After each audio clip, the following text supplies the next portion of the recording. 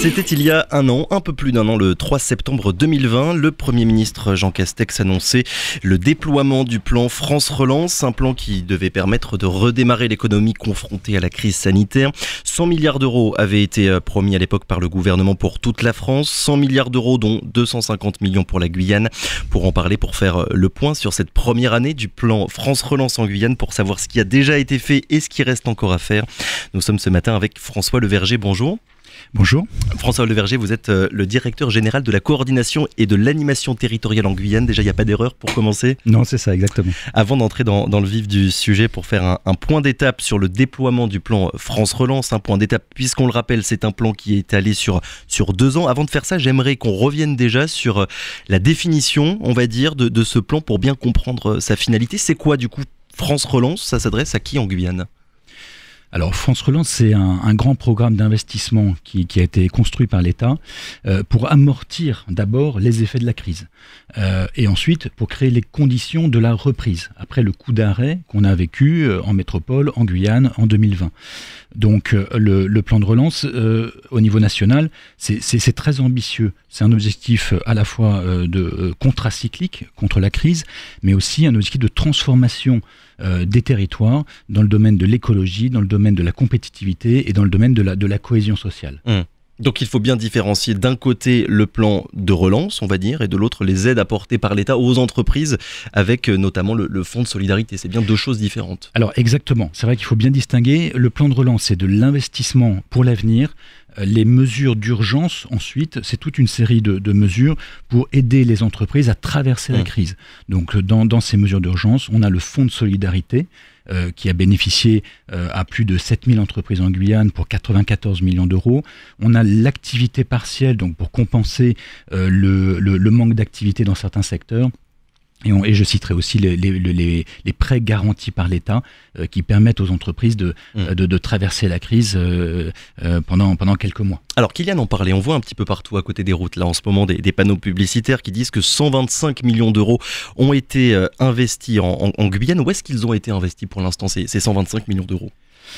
Alors, le plan de relance est extrêmement large, mais globalement, nous avons 3 volets. Nous avons d'abord le volet de la transition écologique, ça veut dire qu'on a investi dans des projets écologiques. Alors, il y a d'abord la rénovation des bâtiments publics. Ça, c'est extrêmement important parce que ça crée de l'activité pour le secteur de la construction et avec un effet de ruissellement sur l'économie. Donc, aujourd'hui, en Guyane, on a sélectionné 50 opérations sur les bâtiments de l'État.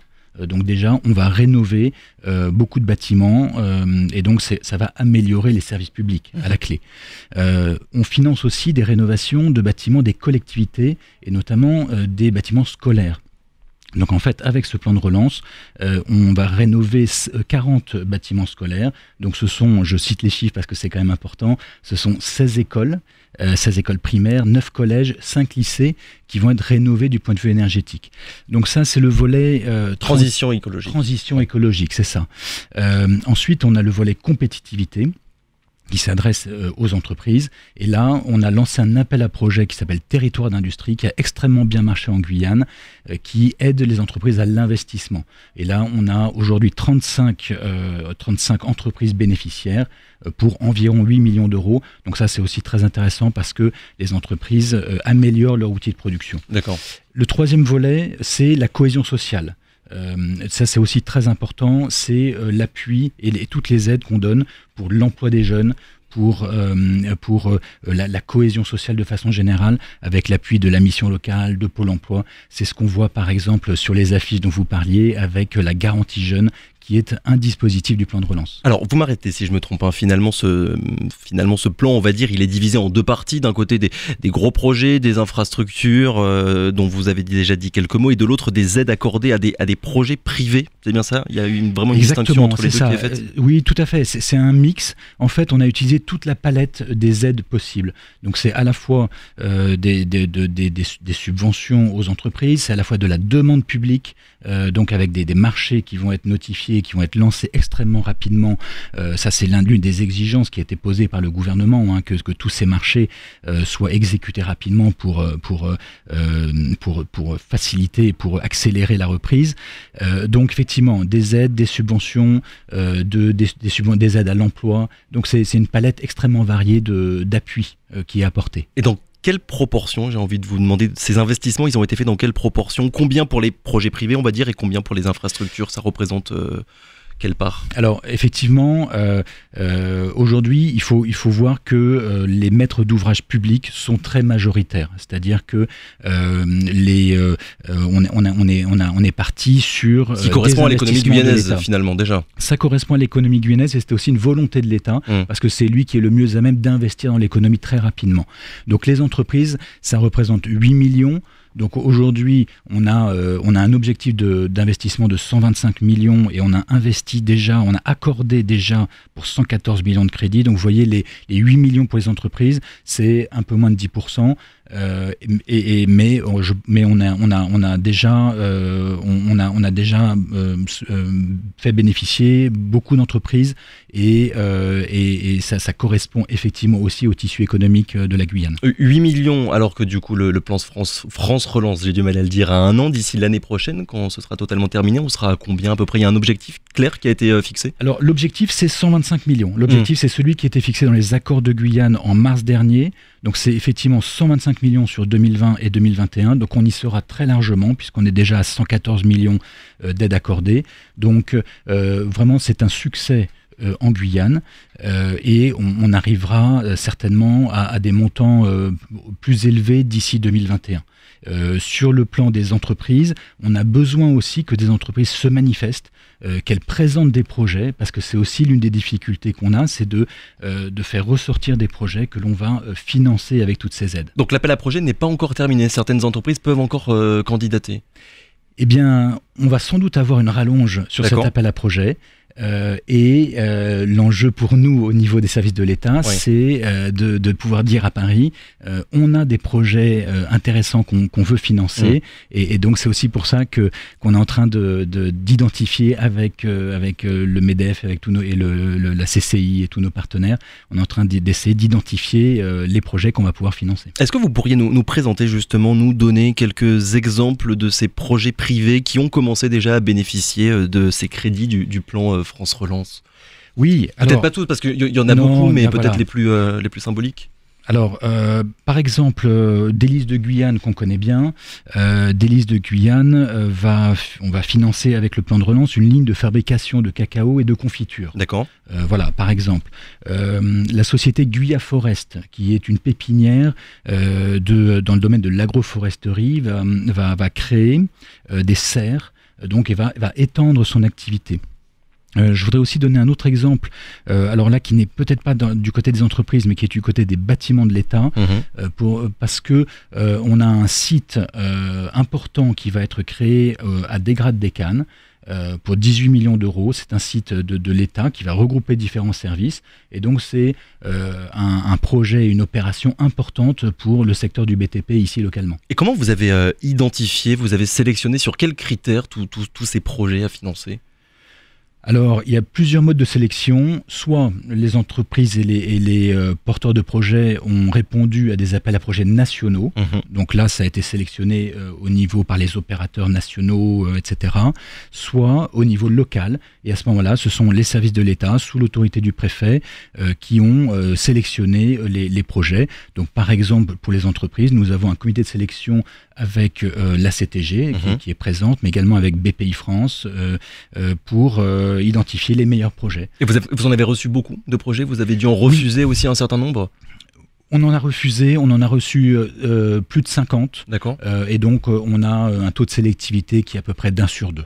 Alors, j'ai regardé un petit peu ce qui a été fait, les secteurs finalement où l'argent a été investi. Il y a eu des investissements dans les réseaux d'eau pour des projets industriels, agricoles, en matière aussi de protection de l'environnement et de lutte contre la précarité. C'est quoi le lien finalement entre tous ces projets ? Alors, le lien, ce sera peut-être la transformation. C'est comme ça que le présente le Premier ministre. C'est vraiment parce que, effectivement, ça concerne tellement de secteurs et en fait ça concerne toute la vie du territoire. On est autant sur les sujets sociaux que sur les sujets vraiment économiques, que sur les sujets de services publics. Donc voilà, le lien, ça va être la transformation, la solidarité, la compétitivité et l'écologie, la transition écologique. En termes d'organisation, comment est-ce que ça marche? L'accord régional, on le rappelle, de 250 millions a été signé entre l'État et la CTG, la collectivité territoriale de Guyane, mais pour l'application concrète de ce plan, vous êtes aussi en contact avec des communes pour avoir des relais, des soutiens un petit peu partout sur le territoire, ou c'est quelque chose qui est uniquement piloté par l'État et la CTG? Alors, il y a le plan de relance de l'État, 125 millions, oui. Et dans l'accord de Guyane, il y avait également aussi 125 millions qui ressortent de la CTG. Oui. La CTG a un plan qu'elle a déjà présenté dans ses accords de Guyane, qui sont sur des financements européens, qui s'appelle React EU. Donc pour 125 millions d'euros, et elle les a présentés. Nous, du côté de l'État, le rapport avec les collectivités, c'est finalement une approche où on sollicite les collectivités sur leurs besoins.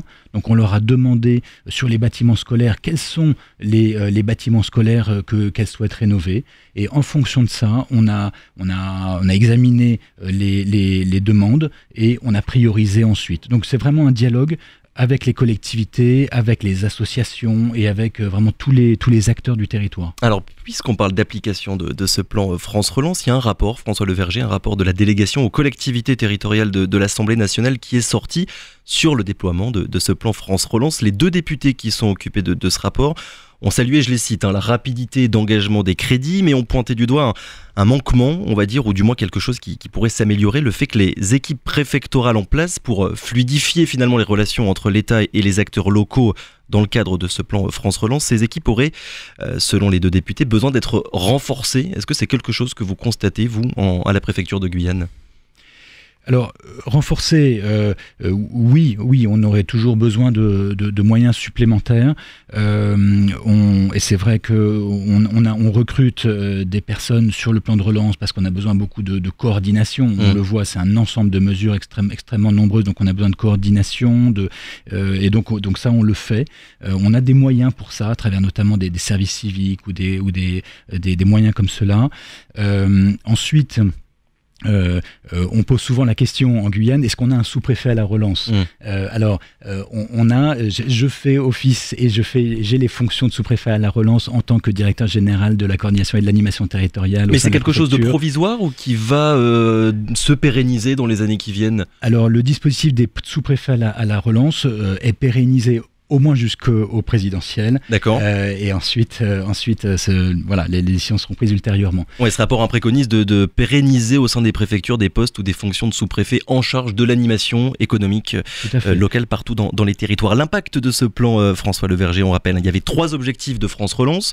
Créer déjà 160 000 emplois en 2021, redresser l'économie française d'ici 2022 et préparer la France de 2030 en investissant dans des domaines d'avenir. Pour la Guyane, les impacts du plan France Relance, on va déjà commencer par la question des emplois, la création des emplois. Un an après, où est-ce qu'on en est ? Est-ce que vous pouvez déjà dresser un bilan provisoire de ce qui a été fait ? Alors oui, on peut dresser un bilan qui va porter autant sur les mesures d'urgence que sur le plan de relance.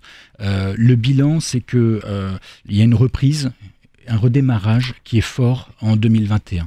On a une création d'emplois salariés qui est importante. On est à plus 7% de création d'emplois salariés et on arrive à un taux de chômage aujourd'hui qui est de 17%. Donc, et qui est en lien avec France Relance d'après vous ? Qui est en lien avec France Relance, oui. Alors parce qu'en fait, France Relance, ça crée aussi de la confiance. Ça fait que les entreprises gardent leurs salariés et ont des prévisions de croissance, donc investissent. Et donc on voit qu'il y a des secteurs qui se portent bien, le bâtiment et les travaux publics par exemple. En revanche, certains secteurs ne se portent pas bien, et ça on le sait, et sur ces secteurs on est extrêmement vigilants. Ce sont le tourisme, l'événementiel et la culture, où là, ce sont des secteurs qui ont du fait des mesures de freinage dans le domaine sanitaire, sont en difficulté. Donc pour ces secteurs-là, nous maintenons les aides d'urgence déjà au mois de septembre, mais ensuite elles seront probablement maintenues dans les semaines et les mois qui viennent. Oui, c'était le sens de ma dernière question. On le sait, les entreprises en Guyane, elles souffrent plus que dans l'Hexagone à cause, vous venez de le dire, des restrictions d'activité. Au-delà des aides circonstancielles qu'apporte l'État, on en a dit quelques mots tout à l'heure, 250 millions d'euros, 125 États, 125 CTG, on va résumer comme ça, 250 millions pour relancer l'économie guyanaise, ce sera suffisant à vos yeux ? Oui. On pense aujourd'hui que c'est plutôt bien calibré parce qu'on observe un redémarrage, les indicateurs sont bons, les fondamentaux de l'économie guyanaise sont bons, que ce soit sur le marché de l'emploi, sur la consommation. Donc aujourd'hui, on pense que la sortie de crise va se faire dans des bonnes conditions. Pour autant, on est extrêmement vigilant, notamment sur les secteurs exposés, et c'est la raison pour laquelle le préfet va réunir dans les semaines qui viennent un comité départemental de sortie de crise qui va surveiller et traiter les secteurs en difficulté. Donc en identifiant les signaux sur les entreprises qui pourraient avoir des difficultés. On est évidemment très vigilant là-dessus. Et on suivra ça de près. Merci beaucoup François Leverger d'avoir été avec nous ce matin. On le rappelle, vous êtes le directeur général de la coordination et de l'animation territoriale en Guyane et vous étiez avec nous ce matin pour faire un point d'étape sur ce plan France Relance volet guyanais. Merci beaucoup, bonne journée. Merci beaucoup. Radio